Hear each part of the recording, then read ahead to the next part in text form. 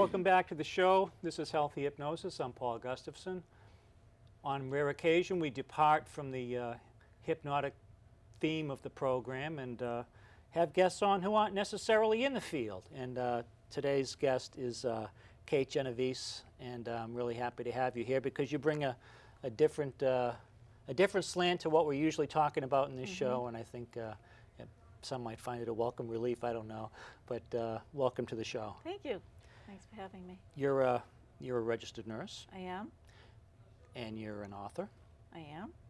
And you work in the VNA in Arlington, is that right? I do. Yeah. I'm a case manager and visiting nurses in Arlington for a few years now. Before that, I was a school nurse for 5 years in Woburn, and prior to that, Leahy Clinic for 19 years. Oh, really? Mm-hmm. Okay.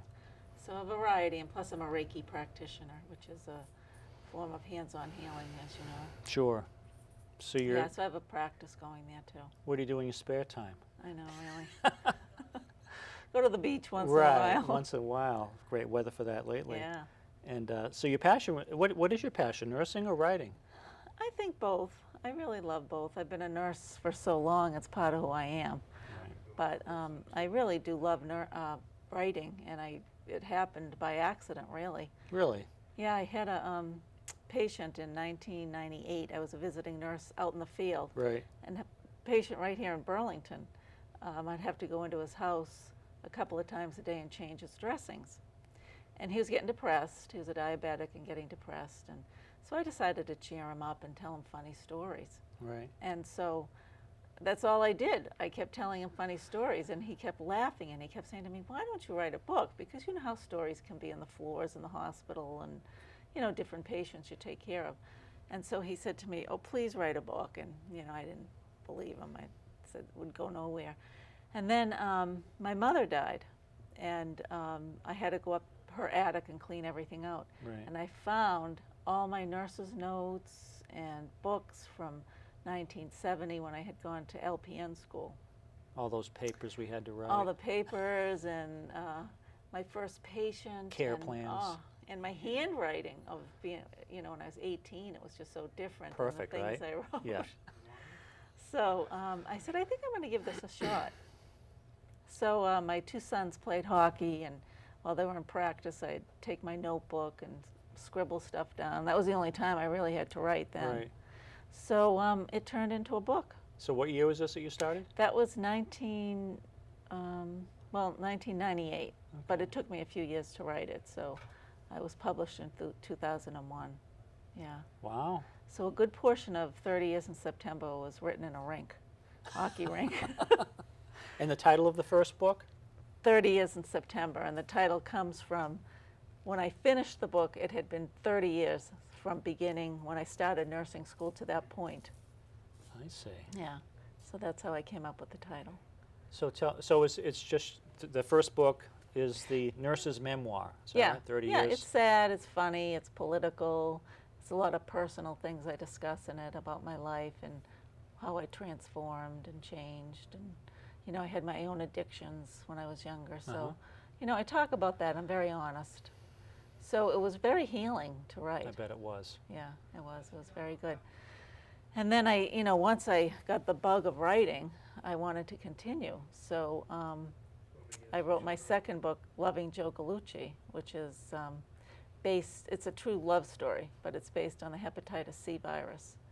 And it involves a girl I went to nursing school with and her husband, and their crazy, tumultuous relationship. And he got hepatitis C and needed a liver transplant. Right. So the story's about them and what a family goes through with a long-term illness. Because it's, as you know, being a nurse, it's not just the patient who's affected, it's the whole family. Whole family, right. So it kind of describes all that. Yeah. Excellent. Yeah. So you're bringing your nursing experience into at least the first two of the three books. Yes. And what about the third? Well, the third book, 2 weeks since my last confession. Let's hold it up and get a close-up of Yeah, that so people can see it. Yeah, this is 336 pages. When I finished it.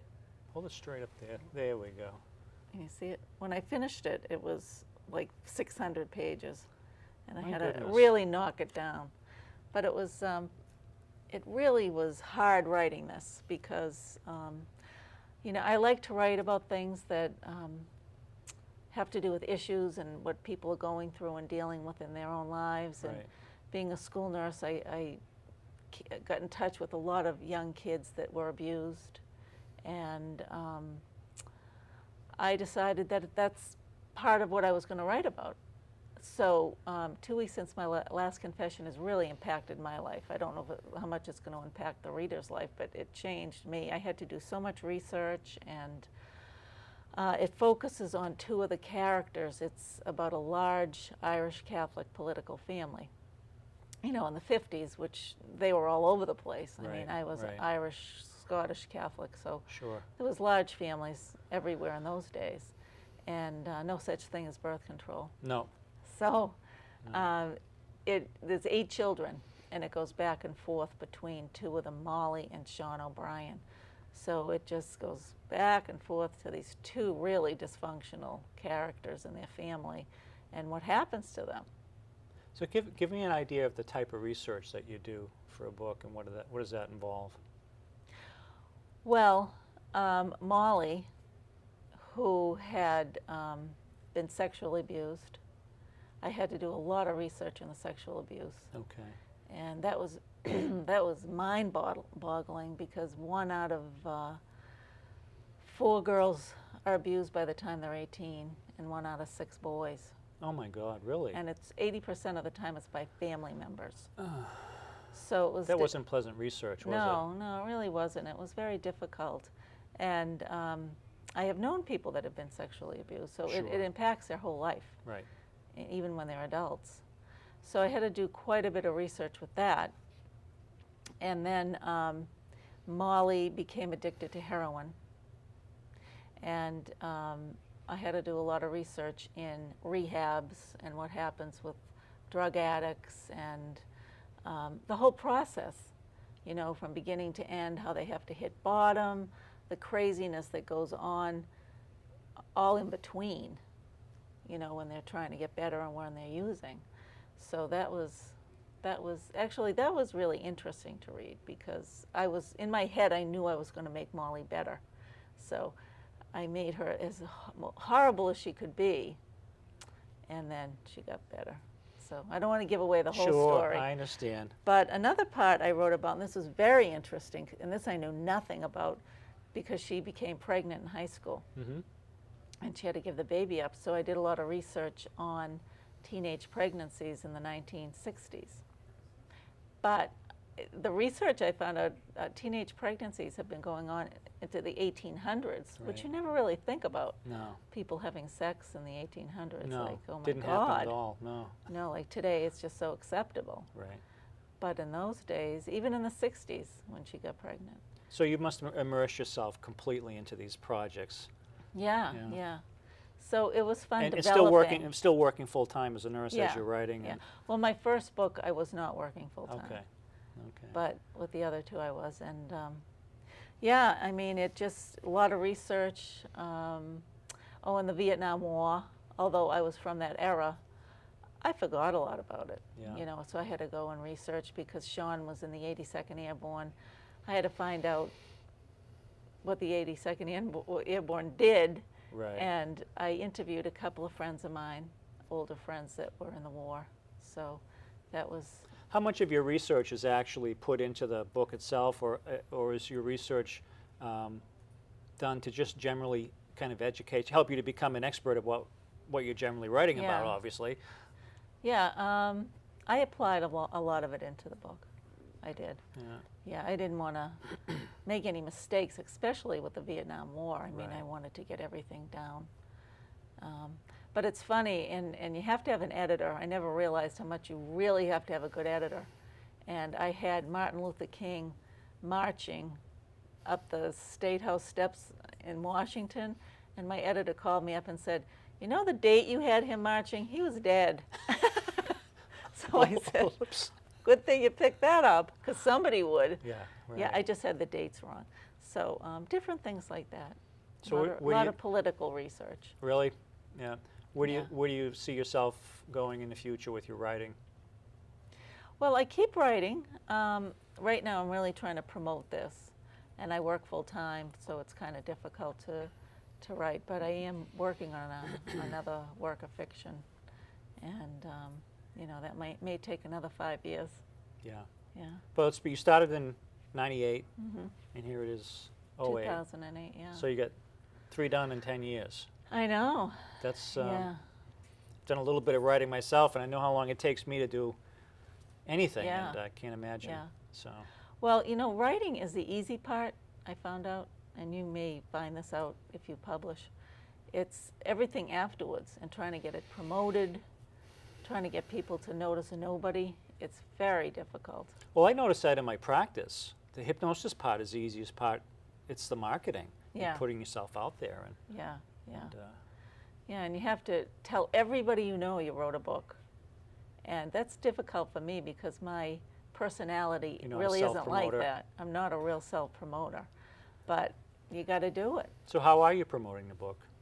by doing shows like Shows this. like this? I have a publicist. Mm-hmm. So I've gotten on some radio shows and TV. I'm going to California the end of August. Really? And Fresno, I'm going to be on a CBS station there. And, you know, a few different other radio shows and getting some print, getting some things So in this is print. all new for you, Yeah, this media exposure, and yeah. Well, it's new. I was rusty at it because it's been 5 years. I went through. Oh, since the first- last book? Yeah. Yeah. but you Yeah, just but it's climb fun. right back on the horse, right? Yeah, it's You like know, riding a bike. riding a bike. Yeah. Yeah. But you know, you pick up on your mistakes, and so not everybody's real nice either. You know, you get on some of No. these radio shows and they want to criticize you. Well, what do you mean sexual abuse? What do you mean by PTSD? Like, how can you compare them to somebody that went to Vietnam? Vietnam is much worse. Like, you have to explain it like it's a different kind of trauma, you know? So people just really want to put you down sometimes, these big radio talk show You hosts. got to create a little controversy. Yeah. We don't do that on this show. We- No. You're so nice. Oh yeah, you've been through enough. You're a nurse. We have to take care I of each other, know, right? I know. So you're still working full time and you're writing full time, Yeah. and you're totally immersed in now the promotion of this Yeah. book, Yeah. and you have some ideas, I'm sure, of what's going to come down the road and Mhm. what other projects you might get into. Right, right.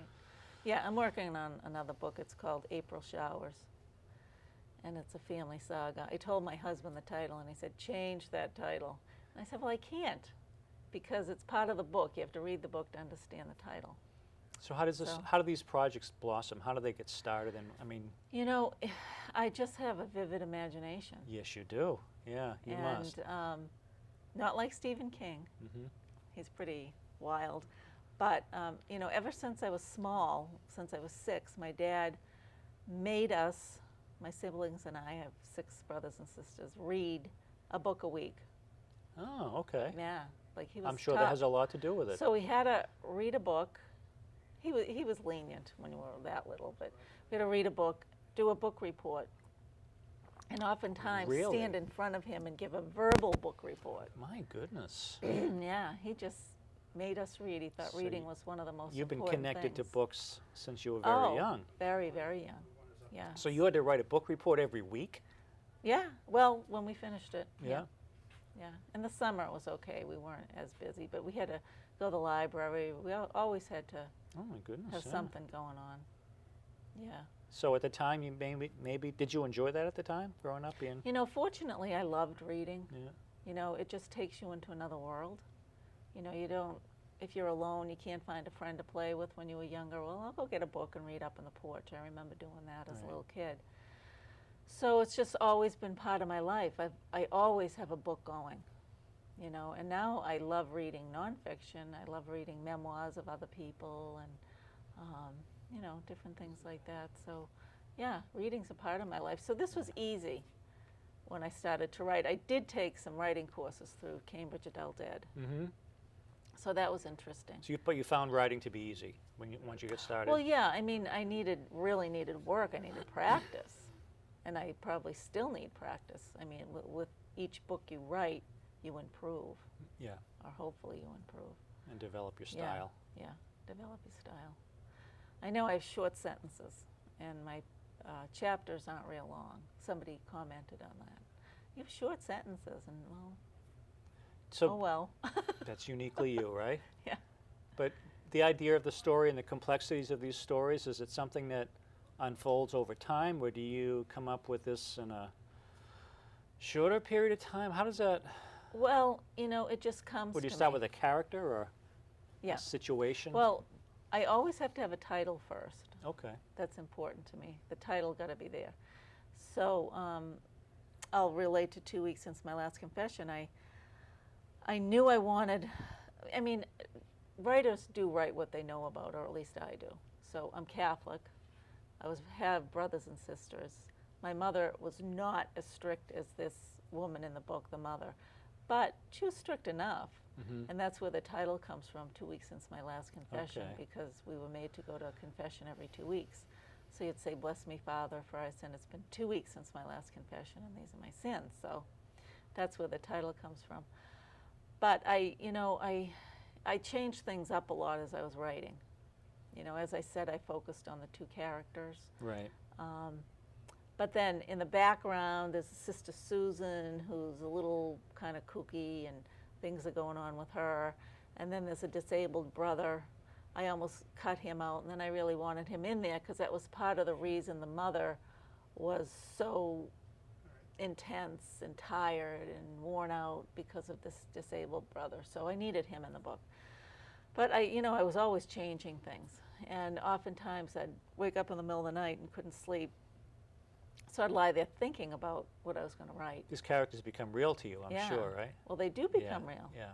And it's funny because I go around to different book groups and they read my book, and then I'm invited to be the guest speaker. And it's so funny. They all talk about the people like they are real. And one of them got mad at me for, I mean, not like real mad, but, "Well, why did you make Sean do that?" And I said, "Oh, well, How that could was you his do charac- that to Sean? We love Sean. Yeah, that was his character."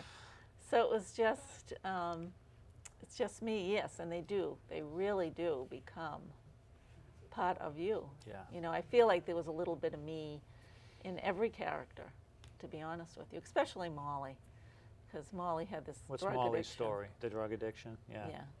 Now, she was, lovely and smart and all that, but she had this drug addiction and she couldn't kick it. I was not even close to as bad as her, but, I had some Yep. problems, as You I could mentioned. relate so to it, sure. I could relate to it, so, she's a little bit like me. And then Sean is, he has such a love for his family. He's this bad teenager, and then he develops into this great human being, and he goes to Vietnam, and he becomes a lawyer, and all this time he knows there's something wrong with him. He is the one having PTSD Sure. too, because he was abused. But it's not this big story about abuse either. I don't want the readers to think that. It is about abuse, but it's how the family comes together and solves things. And they don't hate each other. They don't end up being separated. They recognize one another's problems. So, in a world where it's, socially uncomfortable talking about abuse, I'm bringing this into the limelight. Right.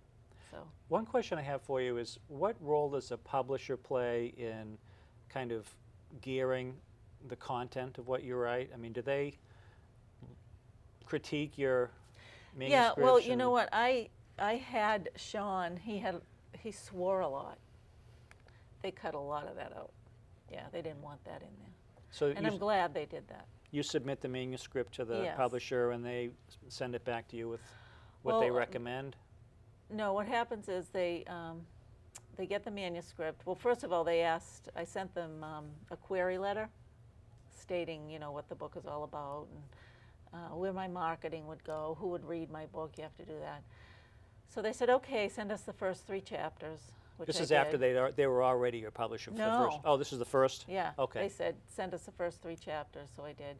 And then they send us the last 3 chapters, and then send 3 copies of the manuscript. So then I had a good feeling. Well, they want 3 copies, so they had 3 different people read it. Had there been any other publishers where you sent There- that much information to?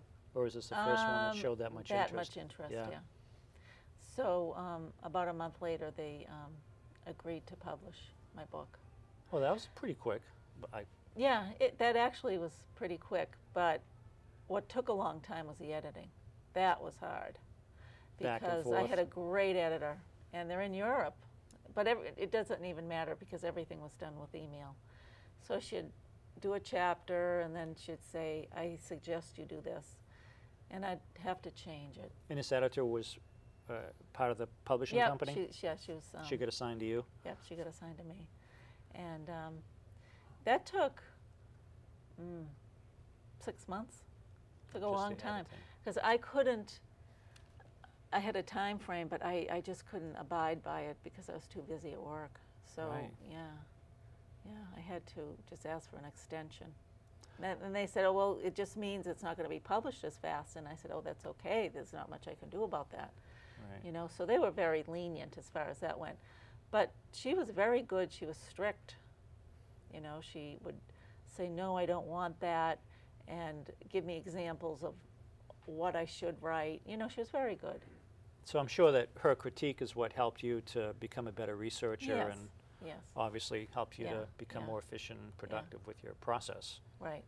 Has she been your editor all along now with these other two No, books? the other 2 books were published by somebody else. I see. 4 Seasons Publishers, but he's gone out of business, so I had to find a new one. Why did you switch from the first publisher Oh, to? because he stopped taking manuscripts. He was kind of semi-retiring and taking no I more see. manuscripts. He was a small company, too. Was it easy to find the second publisher? Yes. Yeah? It was still hard, but it was easier. Well, you were already out there. Yeah. That didn't hurt, Yeah, right? Yeah. Yeah. So it was easy, but I couldn't find that big publishing company. But you know what? I'm fine with this. They've been good. They hired a publicist for me, but I still have to do a lot of stuff myself. You know, I find myself doing a lot of the looking for stations to Right. interview me and all that. So, How are you finding them? you know, a lot of them are very nice. The smaller stations are good. I had an interview with Jordan Rich Oh, sure. the other WBZ? night. Yeah. Yeah? He's great. Yeah. Yeah. The middle of the night I had to stay up and, you know, wait for a show to start and get an Paul interview. Sullivan was my guy. You know, I used to go on his show a lot. Oh, Yeah. okay. Yeah. Because Jordan Rich had his own hypnotist, so Paul decided to get his own. So I was a designated hypnotist for the Oh. Paul Sullivan show. Oh, all right. And Jordan Rich is a great guy. Yeah, he's Yeah. nice. He is. He interviewed me with my last 2 books. So, yeah, he's really nice. Most everybody is nice. You just meet that one person. Like, for instance, I had an interview in San Diego, and so they called me up at 1 in the morning because it's 10 o'clock Is your publisher there. flying you across the country? No, to- they're calling me up on the, Oh, okay, yeah, it's a phone interview. Okay. Everything's phone. okay. So the only reason he wanted me was he thought, because Molly had a pregnancy as a teenager, and it was the time that all those Gloucester girls were getting pregnant. Oh, So he thought I was going to have some input into that. So that's why he had me in the show. And when I didn't produce what he wanted, that's when he started all this picking on me. So I said, geez, what, I stayed up for this? because you had a pregnancy referencing your book, Yes. and you were from this area. And I was from this area. That's kind of a quantum leap, don't you think? Exactly. And I said, Yeah. you know, I really don't know too much about this in Gloucester. I said, the only thing I know is I'm not blaming the school system. That's about as much as I'm going to say about this. Right. You know, everybody's responsible. It's not the school system for not providing No, birth control. So. no. And that wasn't your issue. That's not. No. No. Yeah, so I hung up and I said, why did I stayed up all? Oh, did you stick it out for the whole interview? Well, or I you, did. Yeah. And it was a long interview, Really? half hour. Yeah, and I was trying to, you know, I was trying to be kind because Mhm. I am a kind person. Right. So I was trying to not respond angrily. Mm-hmm. So I think I managed to do that. You had to educate him a little bit Yeah. on what you were all about. Yeah. Yeah. So it was tough, but that's okay. Yeah. You know, not everybody's going to be wonderful. No, I'm sure as a long-time nurse, you can handle most people. Oh, God, right? yeah. Yeah, as Yeah. nurses, we know that. Most definitely. So Yeah. you're contacting the radio stations and you're putting yourself out there to get these interviews. And, Yeah, yeah. yeah. Any television besides cable access? Oh, yeah. Yeah. Yeah, I have some few things going, Book but signings? nothing yet. Yep, I'm going to New York Saturday for a book signing. Really? Yeah, in New York. You are a girl on the go. Yeah, it's busy. It must be exciting for you. It is. But I was, as I was telling you before the show, I was reading about hypnosis and how it helps drug addiction and sexual abuse victims and all that. So that's great to know. The owner of the Passages Rehab out in Malibu, California, found me on the internet and asked me to contribute to his book. And, Wow. so, yeah. That's wonderful to know, really. I mean, because I do get a lot of emails, and I get emails from people saying, you know, they know somebody who has been abused. How can they get help? Right. Well, that's another avenue for them. Definitely. So that's wonderful to definitely. know. Yeah. So you started 10 years ago, and now you've written 3 books, and you're doing all of this, and you're working full time, and there's more projects coming down the road, and Yeah. sounds like an exciting time in your life. It is. Yeah. Yep. The joy is in the journey. That's The what my joy mother is in used the to say. journey. So I think of that as I'm doing things and getting a little bit tired here and there. And, you know, she would always say that, you know, it's not the outcome, it's what happens all in the middle while you're getting there. So, Words of wisdom. yeah. Fast 30 minutes, huh? Yeah. Yeah. I want to Good. thank you for coming on the show. Well, This has thank been you. a very nice departure for me, and I'm really happy to have met you, and really wish you all the best.